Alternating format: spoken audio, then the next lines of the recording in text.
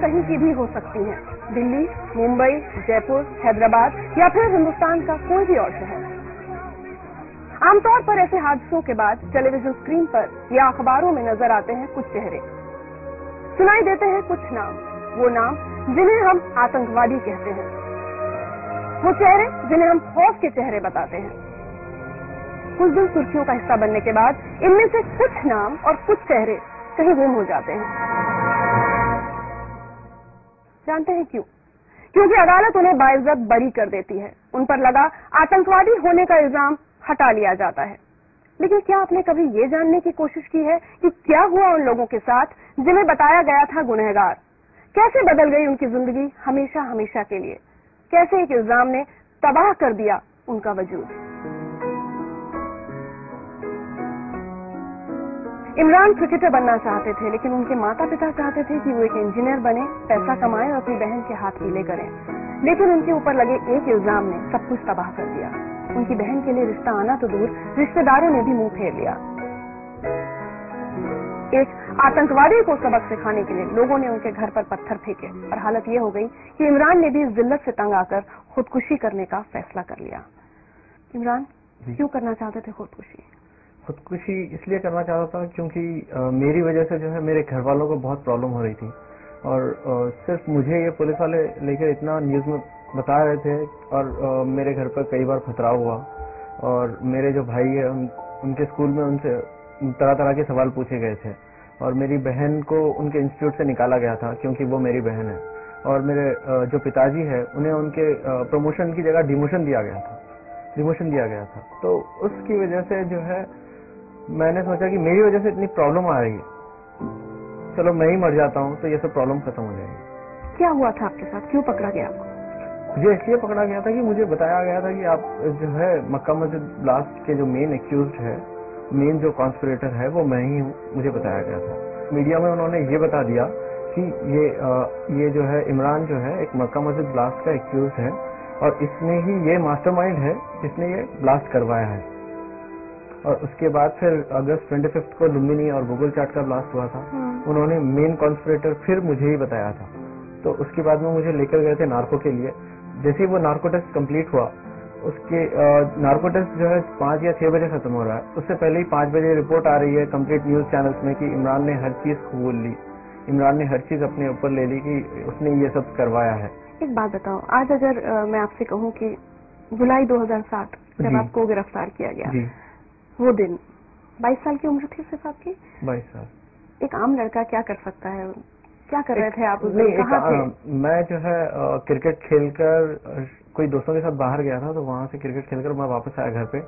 आके मैं अपना नॉर्मली खाना वाना खा के सोया था और मुझे पकड़ने के लिए जो है ये लोगों ने कुछ 7 से 8 गाड़ी, जैसे आपने देखा कि बिलाल, इस हेडलाइंस में एक है कि शाहिद बिलाल एक करके कोई टेररिस्ट है बड़ा, और वो टेररिस्ट ने 300 मेंबर्स में से मुझे चुना था क्योंकि बिकॉज आई वाज द मास्टरमाइंडेड। ये ऐसी बातें ये जो है लिख देते हैं, कोई बोल देता है ये लिख देते हैं, बट इसका आगे जो असर होगा वो कभी कभी नहीं सोचते ये लोग। अब मेरा केस एक्विटेड हो चुका है, एवरीथिंग इज फाइन नाउ।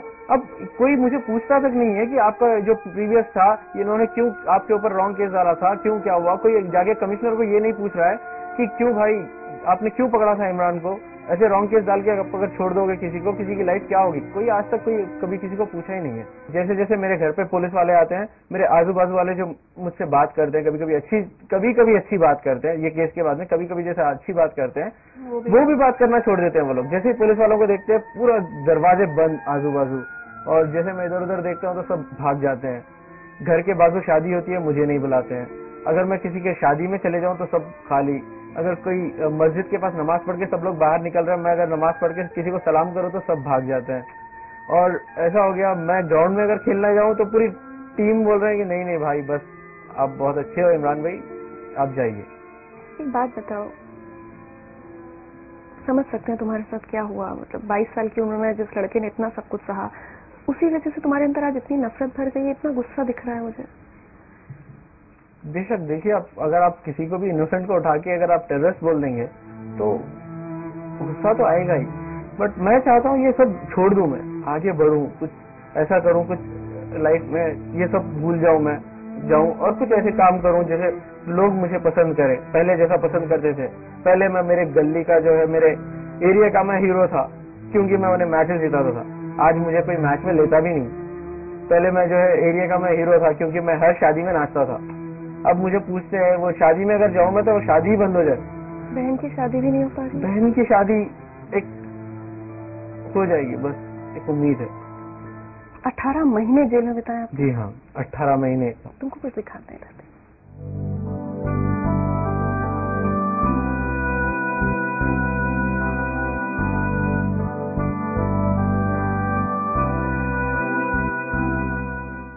ये चंचलगढ़ सेंट्रल जेल है, यहाँ पे रखा गया था मुझे, और शुरू से आखिरी तक 18 महीने मैंने ये जेल में बिताए हैं। 4 दीवारी है, 4 दीवारी में मैं अकेला सोता था, अकेला रोता था। बोलते हैं ना कि अगर रोगे भी तो आप अकेले ही रोगे, जो भी है, दुख है तो सुख है तो जो भी है अकेले ही वहां पे बिताना था, अकेले ही करना था, अकेला ही था। और मेरे साथ डाला गया तो किसको? अबू सलीम को डाल दिया उन्होंने डायरेक्ट। मैं अबू सलीम को देखते, मैं अबू सलीम को बेकार बेकार क्वेश्चन पूछ रहा था, आपकी मोनिका वैदी से शादी हुई? तो वो बोल रहा था यार तू अभी बच्चा ही है, तो देखो ये इसको किसने डाल दिया केस में? ये अबू सलीम कह रहा है मुझे, एक क्रिमिनल होके दूसरे क्रिमिनल को समझा रहा है ऐसे। बहुत टॉर्चर भी किया गया? टॉर्चर बहुत ज्यादा। एक बच्चे को उठाते हैं, जो कॉलेज जाने वाला बच्चा है, खेलने वाला बच्चा है, उसे उठा के ऐसे मारा जाता है, 3rd डिग्री टॉर्चर दिया जाता है। मुझे जो है नॉर्मल इलेक्ट्रिक शॉक्स दे दे के परेशान, और इलेक्ट्रिक शॉक्स भी ऐसी जगह पे दिए जाते थे प्राइवेट पार्ट पे, और प्राइवेट पार्ट पे यार समझ नहीं पाते। अब मैं वो पेन भी नहीं बोल सकता हूँ मैं आपको, इतना बुरा था वो एक लम्हा। जब मुझे मारा जाता था तो दिमाग में एक टाइप ऑफ व्हाइट रोशनी आती थी, आंख बंद करता था, ऐसे रोशनी आती थी, फिर ऐसे बिछक कर दिया था। अच्छा, वो मार दिया उन्होंने जेल में। उसके बाद में कंटिन्यू 3 महीने तक मैं रात में बराबर सो नहीं पाता था। सब लोग बोलते थे यार तू नींद में जो है एकदम उठ जाता फिर बाद में सोता है, तो बोलता था नहीं मैं तो सो रहा था ना। नहीं, वो बोलते नहीं मत मारो बोलते रहता है ऐसे। मैं हर मार पे एक ही बात पुकार रहा था, अम्मी बचाओ, अम्मी बचाओ, अम्मी बचाओ। मैं सोच रहा था शायद ये आवाज कहीं तक चले जाए, कोई आ जाए मुझे बचाने के लिए। फिर उसके बाद में मुझे जो है ऐसे बाल पकड़ के खींचते हैं नजदीक और ऐसे लात से मारते, जैसे मारने के बाद में उनके हाथ में अगर देखें इतने बाल आ जाते थे। जेल का सर्टिफिकेट है मेरे पास 2 साल का, वो दूं? कोई देगा मुझे नौकरी?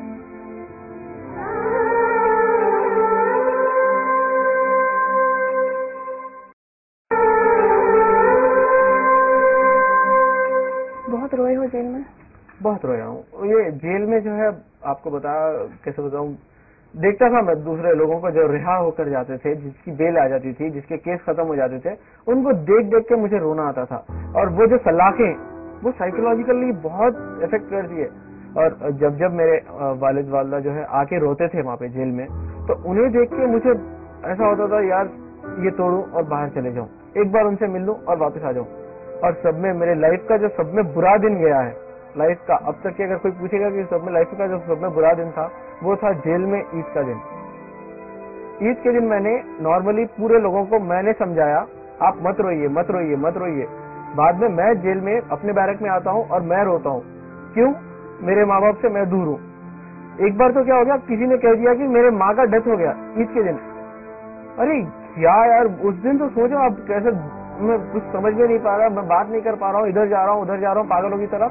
जेलर को बोल रहा हूँ सर प्लीज एक फोन करने दीजिए। वो बोल रहे नहीं सर नहीं, हमारे पास जो है हम नहीं कर सकते, आप समझिए बात को, विल डू वन थिंग। वो ऐसे ऐसे करके फिर बाद में उन्होंने एक जो है शायद किसी से परमिशन ली, कोई बड़ों से बता करा कि ऐसे कुछ नहीं हुआ है मेरे घर पे।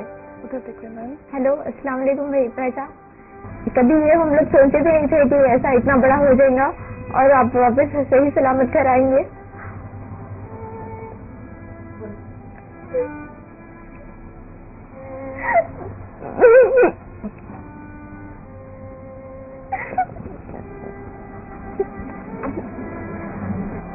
मैं पापा को कभी रोते भी नहीं देखी। पापा तो आपके लिए बहुत ज्यादा रोते थे, हम सबसे ज्यादा पापा का रोना था।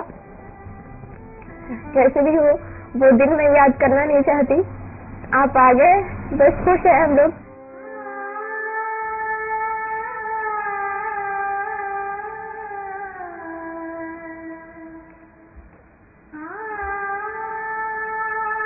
देखा आपने जैसे बोल रहे हैं, छोटे जो मेरा छोटा भाई है और बहन है, दोनों एक दूसरे की कभी बनती नहीं। और वो दोनों मेरे लिए एक हो गए।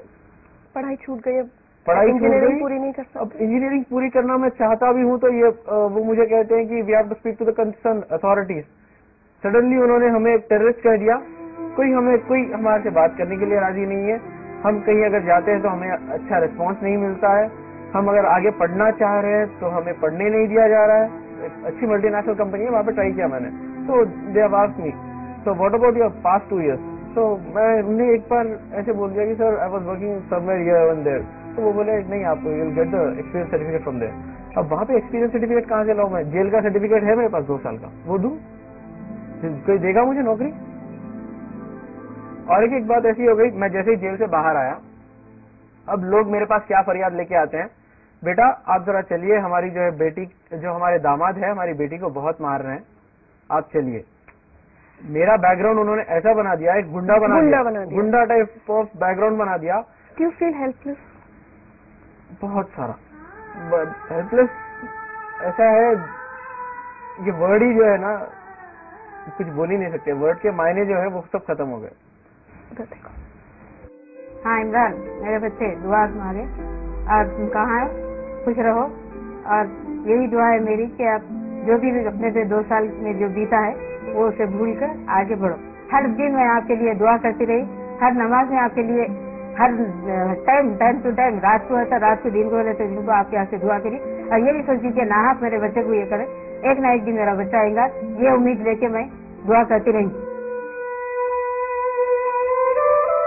कंचन, अपने परिवार का ये सब दुख सुनकर ऐसा भी लगता है, अपने आप से कहा कि इमरान तुम्हारी वजह से सब ये हो रहा है, सब परेशान हो रहे हैं, कभी खुद से भी क्या? कभी नहीं, हर बार ऐसी होता है। हर बार जैसे 3 साल से कम्प्लीटली मैंने समझ लिया है कि ये सब चीज मेरी वजह से ही हो रही है और मैं इन्हें वो सुख दूंगा। मैं जितना मैंने उन्हें दुख दिया है, जितना मैंने वो दिया है, मैं अपने आप को, अगर मैं मर जाऊं, कट जाऊं, जल जाऊं या कुछ भी हो जाए, मेरा खून का आखिरी खतरा भी बच जाए, तो मैं वो दुख को हटा के वो सुख देने की कोशिश करूंगा ही करूंगा। इमरान, आज हम सिर्फ ये दुआ मांग सकते हैं कि अब तुम्हारी आंखों में भी कभी आंसू ना आए। तुम जिस तरह से अपने परिवार को खुश देखना चाहते हो, वो सारी खुशियां तुम उन्हें दे पाओ, तो अपनी पढ़ाई लिखाई दोबारा शुरू कर पाओ, जिंदगी में बहुत तरक्की करो और ये जो बुरे वक्त का साया तुम्हारे परिवार पर रहा है, ये वापस लौट करना है, ये साया तुम्हारे सर पर से हट जाए। एक तोहफा हम तुम्हारे लिए लेकर आए।